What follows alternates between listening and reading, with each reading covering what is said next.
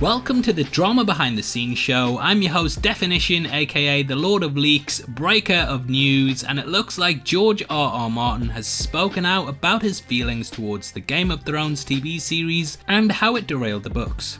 The author of The Song of Ice and Fire recently spoke with newspaper The Guardian on how the show had hurt the books rather than helped them. Game of Thrones is of course infamous for finishing the storyline before Martin was able to wrap up the source material, and this is often cited as a criticism to why many think that Season 8 felt so untrue to the original works. I recently covered Kevin Hart's thoughts on this, and he said that HBO should have let him finish the work before adapting it, but I guess we can't turn back the clock, and nobody has the foresight that Bran, aka the King of the Seven King... Look, yeah, I can't even say that with a serious face. Anyway, in the interview when discussing the show and the books and how they matched up, Martin said the following. There were a couple of years where if I could have finished the book, I could have stayed ahead of the show for another couple of years and the stress was enormous. I don't think it was very good for me because the very thing that should have speeded me up actually slowed me down. Every day I sat down to write, and even if I had a good day, and a good day for me is 3 or 4 pages, I'd feel terrible because I'd be thinking, my god, I have to finish the book, I've only written 4 pages when I should have written about 40. But having the show finish is freeing because I'm at my own pace now.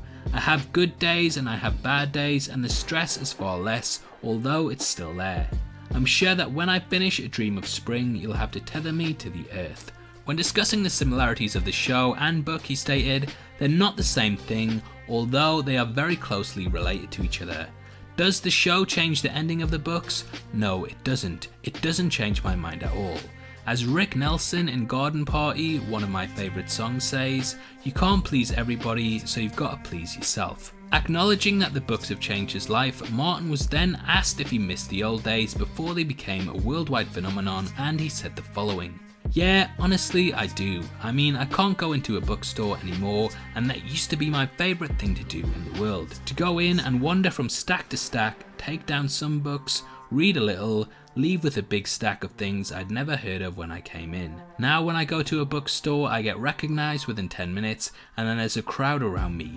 So you gain a lot, but you also lose things. He agrees, however, that the end of the series has relieved a great deal of pressure, and that overall the fact that it has ended has now allowed him to work at his own pace and finish the storyline in his own time. I actually really appreciate that Martin has come forward and flat out said that the show wasn't really good for him, because that Season 8, yeah, it wasn't really good for anyone, was it?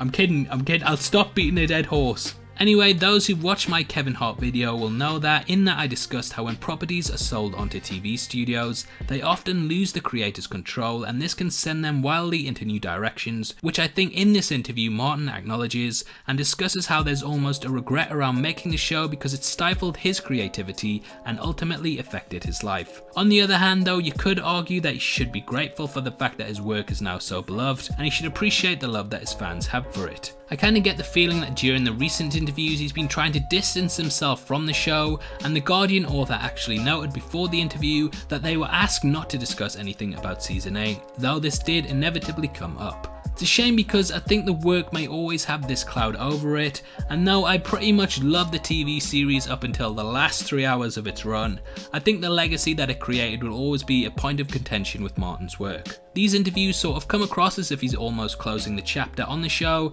and gearing up to present the real Game of Thrones, though if the book ever materialises is another question. It's definitely an interesting debate that brings up a lot of questions around how you can't put the toothpaste back in the tube, and once the train is started it's difficult to stop it. I really do wish that Martin had the time to finish the books, but I can understand why HBO were anxious to keep their money coming in and to make sure that fans weren't waiting too long.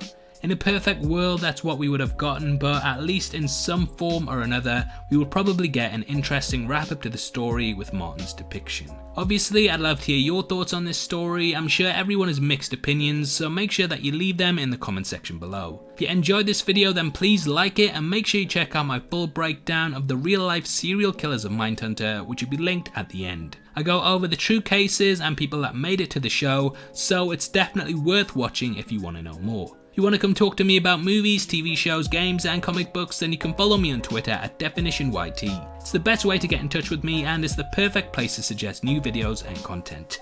I also just want to let you know that we're giving away a free copy of John Wick 3 on Blu-ray, and all you have to do to be in with a chance of winning is to like this video, make sure that you subscribe to the channel, and leave your thoughts on Martin's comments in the comments section below. The winner will be chosen at random on September the 10th, and the Blu-ray will be shipped out from then to whoever gets the prize, so best of luck to everyone who takes part. This is a channel for people who are never missing television, so if that's the kind of thing you like, you need to subscribe to Deffinition. Thanks again for taking the time to watch this. You've been the best, and I'll see you next time. Take care. Peace.